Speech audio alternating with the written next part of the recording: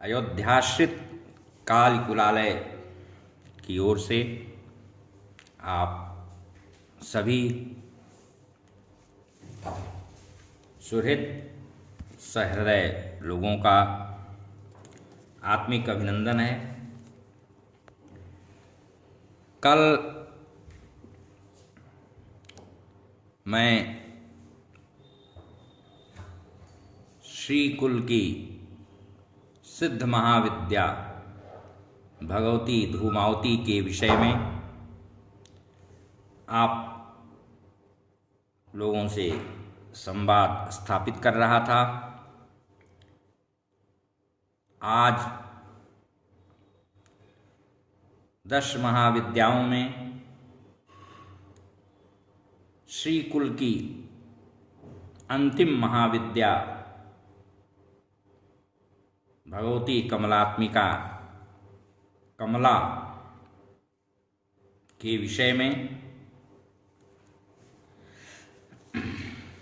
यथासंभव जानकारी हम प्रस्तुत करेंगे। श्रीमद् भागवत के 8वें स्कंध में और उसके 8वें अध्याय में भगवती करुणाशीला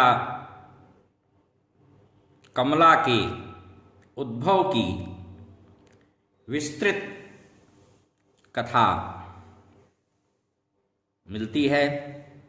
देवताओं एवं असुरों के द्वारा अमृत प्राप्ति के उद्देश्य से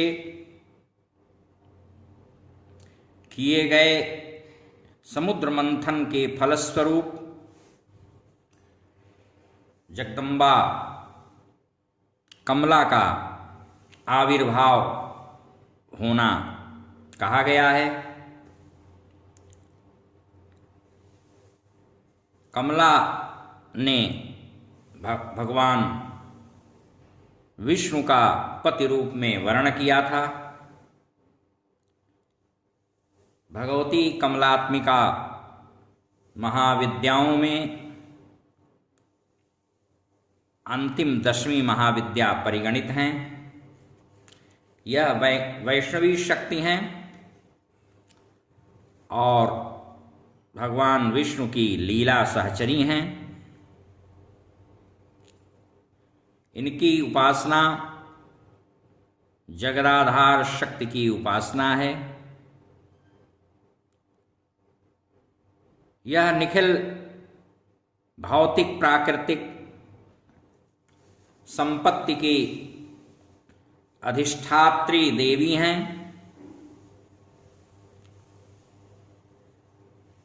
और आगम निगम दोनों में इनकी उपासना समान रूप से वर्णित है। इनकी कांति सुवर्ण के समान है। हिरण्यवर्णाम हरिणीम सुवर्ण रजतस्रजाम। श्वेत वर्ण के 4 हाथी अपने सूंड में 4 स्वर्ण कलश लेकर के इनका अभिषेक करते रहते हैं। ये एक भुजा वर मुद्रा में है तो दूसरी भुजा अभय मुद्रा में शोभायमान है भगवती की। और ऊपर की 2 भुजाओं में कमल पुष्प धारण किए हुए हैं। सिर पर सुंदर मुकुट तथा शरीर पर रेशमी परिधान परिलक्षित है और भगवती कमल के कोमल आसन पर आसीन है। भगवती कमला समृद्धि की प्रतीक हैं और जो रजोगुण से संपन्न साधक हैं या सब रजोगुण की संपन्नता को चाहते हैं, लक्ष्मी की प्राप्ति चाहते हैं,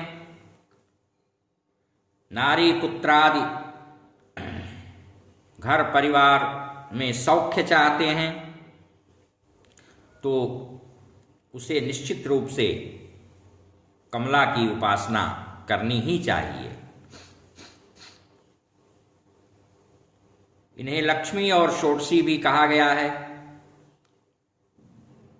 भार्गवों के द्वारा सुपूजित होने के फलस्वरूप ये भार्गवी नाम से भी जानी जाती हैं।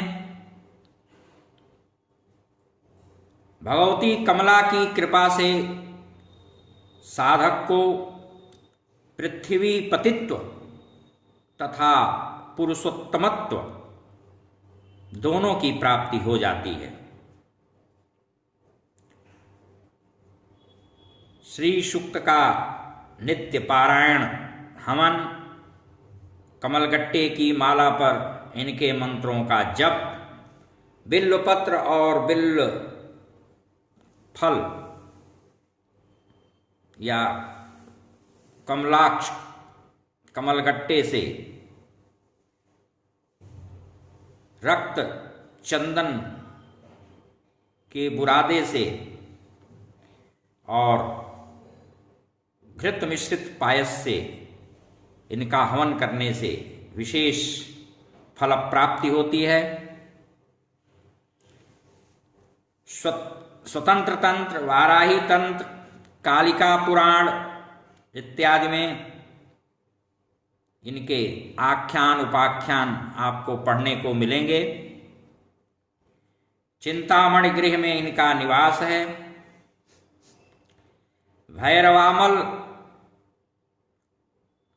भैरवयामल तथा शक्ति लहरी में इनके रूप एवं पूजन का विधान विस्तार के साथ वर्णित है।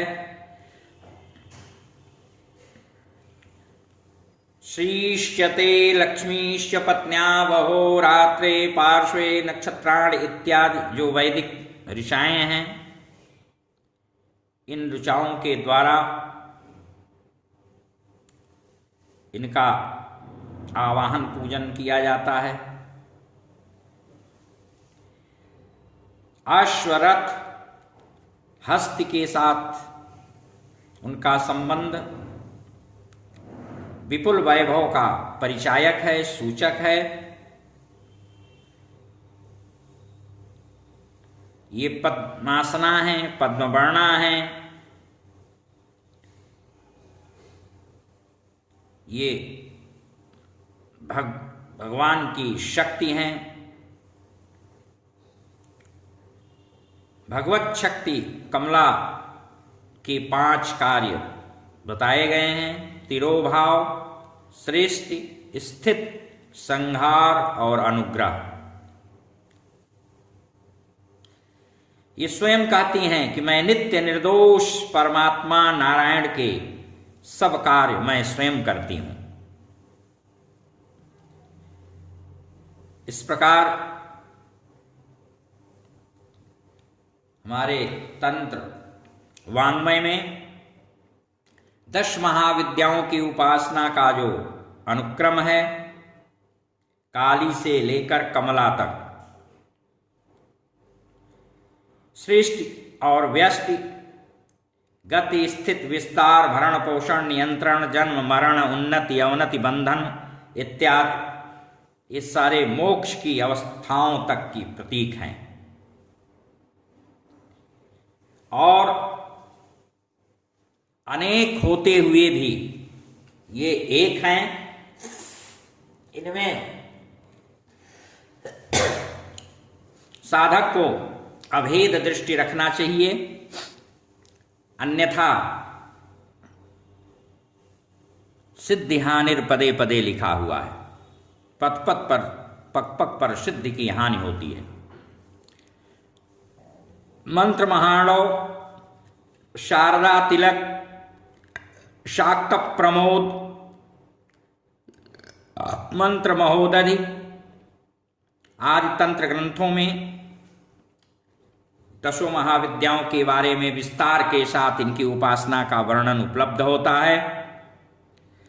कमला का एकाक्षर बीजाक्षर बहुत ही प्रभावशाली मंत्र है।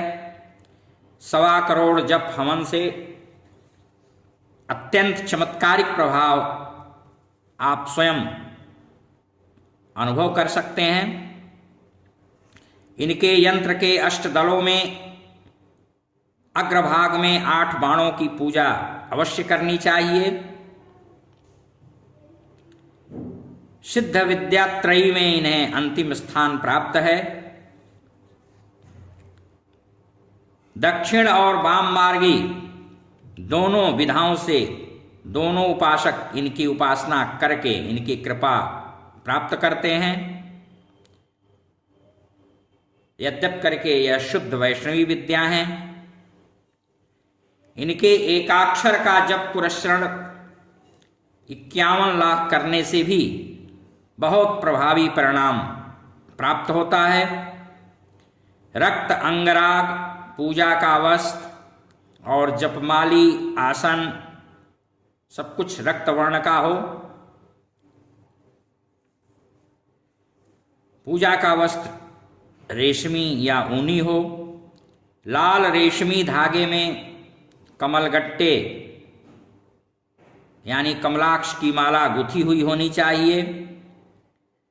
धनागम के काम्य प्रयोगों में पश्चिमाभिमुख होकर के जपाराधन करना श्रेयस्कर होता है। इनके साधक को हविष्यान्न मिष्टान्न भोग भी लगाना चाहिए और स्वयं भी वो प्रसाद पाना चाहिए। प्रसन्न चित्त रहना चाहिए और श्रृंगार के सारी वस्तुओं को उसे निवेदित भी करना चाहिए। स्वयं भी श्रृंगारित रहना चाहिए। उसके चेहरे पर वाणी में माधुर्य का मिश्रण हो, प्राचुर्य हो, तो पश्चिमाभिमुख होकर के जपाराधन श्रेयस्कर होता है। और जप का दशांश हवन तर्पणादि अभिसिंचन इत्यादि कार्य अवश्य करना चाहिए साधक को। गोघृत मधु शर्करायुक्त कमल पुष्पों, तिलों, कमलगट्टों, बिल्वपत्रों, घृत मिश्रित पायस इत्यादि से हवन करने का विधान है। भगवती कमला का चतुरक्षर और पंचाक्षर भी बहुत प्रभावशाली मंत्र है। तंत्र ग्रंथों में 12 लक्ष्य इनके एकाक्षर यानी बीजाक्षर के जप का पुरस्करण बताया गया है। लेकिन कलौ चतुर्गुणम प्रोक्तम के अनुसार इसका 4 गुणा 48 लाख जप होना चाहिए। पुरस्चरण पूर्ण हो जाने के बाद प्रतिदिन कम से कम 1 माला यानी 108 बार जप अवश्य करना चाहिए। शुक्रवार के दिन किशमिश का भोग लगा करके कन्याओं में वितरण करना चाहिए, किशमिश और मिश्री, और अन्य भी मिष्टान्न से शुक्रवार को कन्याओं को खिलाना चाहिए। कवच, स्तोत्र, हृदय, पंजर, शतनाम, सहस्त्रनाम का पुरस्चरण काल में तो अवश्य ही पाठ करना चाहिए। इससे अनुष्ठान की पूर्णता होती है और अनुष्ठान पुरस्चरण हीनांग नहीं होता। इनके साथ भगवान नारायण का भी संक्षिप्त ही सही कुछ न कुछ अवश्य पूजन भजन करना चाहिए। इनकी यक्षिणी धनदा हैं।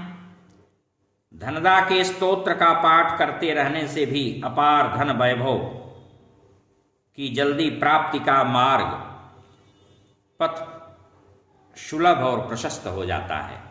हरि ओम तत्सत, हरि ओम तत्सत, हरि ओम तत्सत।